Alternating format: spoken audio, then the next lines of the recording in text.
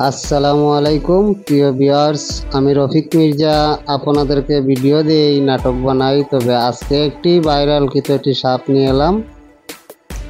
সাপের নামটি ইতিমধ্যে যা ভাইরাল হয়েছে সেটি হচ্ছে রাসেল বাইপাস সাপটি নামে পরিচিত। আমাদের গ্রামে অর্থ এলাকায় নতুন পানির মধ্যে এই সাপটি আবিষ্কার হয়েছে। সেই সাপটি ইতিমধ্যে 30 থেকে 80টি বাচ্চা ফোটায় এবং সরাসরি সেই বাচ্চাগুলি ফোটায়, কোনো ডিমের মাধ্যমে নয়। আমরা ইতিমধ্যে জানতে পেরেছি, সোশ্যাল মিডিয়া থেকে কিছু জানতে পেরেছি, পাবলিক সিটি থেকে কিছু জানতে পেরেছি।